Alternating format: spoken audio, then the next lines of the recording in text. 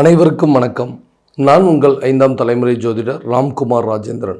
நம்ம இன்னைக்கு பார்க்க போகிற தலைப்பு மிதுன ராசி அன்பர்களுக்கு இந்த 2026ஆம் வருடம் ஆங்கில புத்தாண்டு பலன்களை பற்றி தான் இந்த காணொலியில் பார்க்க போகிறோங்க. ஸோ இந்த 2026ஆம் வருடம் ஆண்டுகோள்கள் என்று சொல்லக்கூடிய குரு மற்றும் ராகு கேது ஆகிய கிரகங்களுடைய பயிற்சி மட்டும்தான் மிகப்பெரிய ஒரு கிரக பயிற்சி அப்படின்னு சொல்லாங்க. இந்த குரு பகவான் அதாவது ஜூன் மாதம் 2ஆம் தேதி வரை பார்த்தீங்க அப்படின்னா உங்களுடைய மிதுன ராசியில் தான் சஞ்சாரம் செய்கிறாருங்க. இந்த 2ஆம் தேதிக்கு ஜூன் மாதம் 2ஆம் தேதிக்கு பிறகு உச்ச வீடான கடக ராசிக்கு பெயர்ச்சி அடைகிறார். இது வரைக்கும் அதாவது கும்ப ராசியில் ராகு பகவானும் சிம்ம ராசியில் கேது பகவானும் சஞ்சாரம் பண்ணிட்டு இருந்தாங்க. டிசம்பர் மாதம் 5ஆம் தேதிக்கு பிறகு மகர ராசியில் ராகு பகவானும் கடக ராசியில் கேது பகவானும் சஞ்சாரம் செய்ய போகிறாங்க. இதுதான் இந்த ஆண்டினுடைய கிரக பயிற்சிகள் அப்படின்னு சொல்ல முடியும். ஸோ இந்த காலகட்டங்களில் இந்த மிதுன ராசி அன்பர்களுக்கு தங்களுடைய வாழ்க்கையில் எந்த விதமான அற்புதங்கள் மற்றும் மேன்மைகளை தரப்போகுது அப்படிங்கிறத இந்த காணொலியில் தெளிவாகவும் துல்லியமாகவும் பார்க்கலாங்க. நம்ம சேனலை ஃபஸ்ட் டைம் பார்க்குறவங்க இருந்தால் சப்ஸ்கிரைப் பண்ணிக்கோங்க. பெல் பட்டனை கிளிக் பண்ணி ஆல் அப்படிங்கிற ஆப்ஷன் கொடுத்துக்கோங்க. மிதுன ராசி அன்பர்கள் புதன் பகவானை அதிபதியாக கொண்டவர்கள். எந்த ஒரு விஷயத்தையுமே நிதானத்தோடும் பொறுமையோடும் துணிச்சலோடும் செய்து முடிக்கக்கூடிய நபர்கள். எந்த ஒரு காரியமாக இருந்தாலும் முதல்ல தெளிவு இருக்கணுங்க. அந்த தெளிவான காரியத்தை செய்யணும் அப்படின்னா அந்த மிதுன ராசி அன்பர்களை தவிர வேறு யாராலையும் இருக்க முடியும். ஏன்னா எந்த காரியத்தையும் ஒரு தடவைக்கு 4 தடவை யோசித்து அதில் முறையாக எந்த தவறும் நடந்துடக்கூடாது அப்படிங்கிறத பார்த்து செஞ்சிட்டு இருக்கக்கூடிய நபர்கள் அப்படின்னு சொல்லாங்க. ஏன்னா கடந்த சில காலகட்டங்களாக ஜென்ம குரு அப்படின்னு சொல்லாங்க. அதாவது உங்களுடைய ராசியில் குரு பகவான், அதே நேரத்தில் உங்களுடைய ராசிக்கு 3ஆம் வீடான அதாவது சிம்ம ராசியில் பார்த்திங்கன்னா கேதுவுடைய சஞ்சாரம், அடுத்ததாக இந்த சனியுடைய வக்ர நிலை, குரு பகவானுடைய அதிசார பயிற்சி அப்படின்னு சொல்லி நிறைய கிரக நிலைகளுடைய மாற்றங்கள் அப்படிங்கிறது வாழ்க்கையில் நிறைய கஷ்ட நஷ்டங்களை அனுபவிச்சாச்சு. ஏன்னா எந்த ஒரு விஷயமே சரியாகவே நடக்கலைங்க. தொழில் ரீதியாக எந்த ஒரு விதத்துலையும் என்னால் சரியான விதத்தில் அமைச்சிக்க முடியல. அப்படி அமைச்ச தொழிலில் எல்லாமே ஒரு தேக்க நிலை அப்படிங்கிறது இருந்துருச்சு. புதுசாக ஒரு வேலைக்கு என்னால் சரியாக போக முடியல. வர வேண்டிய தொகைகள் அப்படிங்கிறது எந்த இடத்துல வந்து சேரலைங்க. இதனால் கடன் சம்மந்தப்பட்ட பிரச்சனையில் நிறைய பாதிப்புகள் அப்படிங்கிறது வந்துருச்சு. நெருங்கிய உறவுகள் அப்படிங்கிறத நிறைய ஏமாற்றங்களை சந்திச்சிட்டோம்.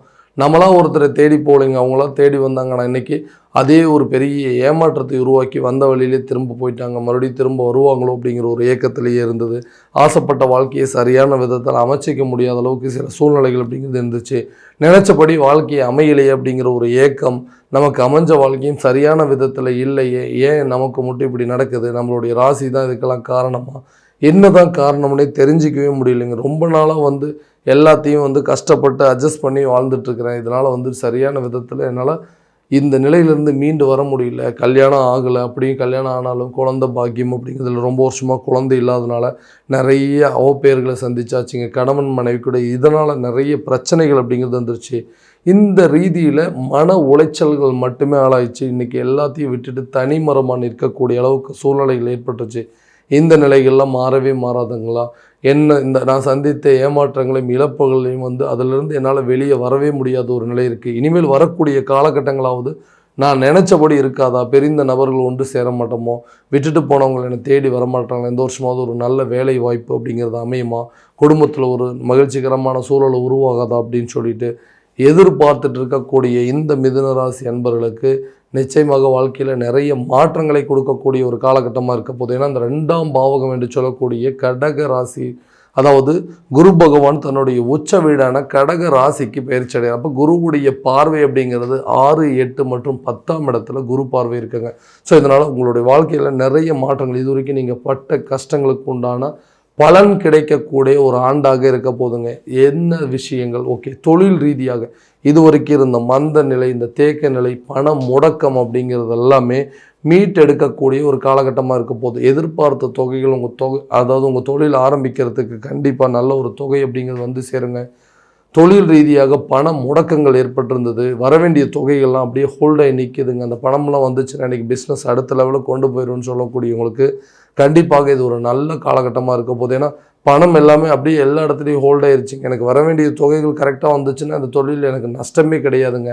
லாபம் அப்படிங்கிறது கூட எந்த பெரிய அளவில் இல்லைனாலும் நஷ்டம் இல்லாமல் இருக்கணும். ஸோ அந்த மாதிரி ஒரு நிலைகள் அப்படிங்கிறது கண்டிப்பாக மாறும். உங்கள் தொழிலில் வர வேண்டிய தொகைகள் அப்படிங்கிறது உங்கள் கைக்கு வந்து சேருங்க. அதே நேரத்தில் புதிய தொழிலை தொடங்குவதற்கான ஒரு வாய்ப்பு, அந்த தொழிலில் நிறைய மாற்றங்கள் அப்படிங்கிறது நிச்சயமாக இந்த வருடம் நீங்கள் உருவாக்க போகிறீங்க. அப்படின்னா உங்கள் பிஸ்னஸை வந்து விரிவுபடுத்தணும், புதுசாக அதே பிஸ்னஸை வேறு ஒரு இடத்துல இன்னொன்று ஸ்டார்ட் பண்ணலாங்க, ஒரு பிரான்ச் ஒன்று புதுசாக ஓப்பன் பண்ணலாம் அப்படிங்கிற அளவுக்கு சில யோசனைகள் அப்படிங்கிறது உங்களுக்கு கண்டிப்பாக வருங்க. வேலை இல்லாத நபர்களுக்கு புதிய வேலை வாய்ப்பு கிடைக்கும். நிறைய இன்டர்வியூஸ் அட்டன் பண்ணிட்டீங்க, எனக்கு வேலை கிடைக்குதுன்னு சொல்கிறவங்களுக்கு கண்டிப்பாக புதிய வேலை வாய்ப்புகள் உங்களை தேடி வருங்க. புதிய வேலை வாய்ப்பு கிடைப்பதற்கான சூழல் அப்படிங்கிறது கண்டிப்பாக இருக்க போதுங்க. வேலையில் ஒரு நல்ல ஒரு ப்ரமோஷன் ரீதியான, அதாவது நம்ம செஞ்சிட்ருக்கிற வேலையில் ஒரு நல்ல அடுத்த லெவலுக்கு கொண்டு போகிறதுக்கான சூழல், உடன் இருக்கிறவங்க உங்களை பார்த்து பொறாமப்படக்கூடிய அளவுக்கு சூழ்நிலைகள் அப்படிங்கிறது ஏற்படுங்க. உயர் அதிகாரிகள் உங்களுடைய மதிப்பு, மரியாதை, அந்தஸ்து, கௌரவத்தை உயர்த்தி கொள்ளக்கூடிய ஒரு சூழல் அப்படிங்கிறது ஏற்படுங்க. அவங்களே உங்களுடைய நிலையை தெரிஞ்சுக்கிட்டு, உங்களுடைய ஹார்ட் ஒர்க் என்னென்னு தெரிஞ்சுட்டு உங்களுக்கு ஒரு ப்ரமோஷன் கொடுப்பதற்கோ, அதே நேரத்தில் உங்களை ஒரு இடத்துலேருந்து இன்னொரு இடத்துல ட்ரான்ஸ்ஃபர் கேட்டிருந்தீங்கன்னா ட்ரான்ஸ்ஃபர் பண்ணுறதுக்கான சூழல் அப்படிங்கிறதுலாம் கட்டாயமாக அந்த காலகட்டங்களில் உருவாகும். அதே நேரத்தில் அரசு சம்மந்தப்பட்ட துறைக்கு எக்ஸாம் எழுதிட்டு இருக்கிறவங்களுக்கு, ஒரு கவர்மெண்ட் ஜாப்புக்கு ட்ரை பண்ணுறவங்களுக்கு கூட இது ஒரு பொன்னான காலகட்டம் அப்படின்னு சொல்லலாம். புதிய வேலை வாய்ப்புகள், அரசு சம்மந்தப்பட்ட வேலை வாய்ப்புகள் கிடைப்பதற்கான சூழல் அப்படிங்கிறது கட்டாயமாக உருவாகுங்க. திருமணம் ஆகாத நபர்களுக்கு திருமணம் சார்ந்த யோகங்கள் அப்படிங்கிறது இருக்கும். அந்த கல்யாணம் அப்படிங்கிற ஒரே ஒரு காரணத்தினால தாங்க இன்றைக்கி என்னை சுற்றி இருக்கிறவங்களாம், என்னோட வயசு கம்மியாக இருக்கிறவங்களுக்குலாம் வந்து கல்யாணம் ஆகுது, உனக்கு ஒரு கல்யாணம் ஆகலைன்னு சொல்லிட்டு இதுவே ஒரு காரணமாக சொல்லி நம்மளை வந்து ஏராளமாக பேசக்கூடிய அளவுக்கு நிலைகள் அப்படிங்கிறது வந்துருச்சு. நிறைய வாட்டி திருமணம் அரேஞ்ச்மெண்ட்ஸ் எல்லாம் நடந்துருச்சுங்க, எல்லாமே ஓகே ஆச்சு. திடீர்னு கடைசி நேரத்தில் திருமணம் அப்படிங்கிறது நடக்காமல் போய் அந்த திருமண வாழ்க்கை அப்படிங்கிறது, அந்த திருமண பந்தங்களுக்குள்ளே வந்து காலடி எடுத்து வைக்க முடியாத ஏக்கத்தில் இருக்கிறவங்களுக்கு கூடிய விரைவில் திருமணம் சார்ந்த யோகங்கள் அப்படிங்கிறது இருக்குங்க.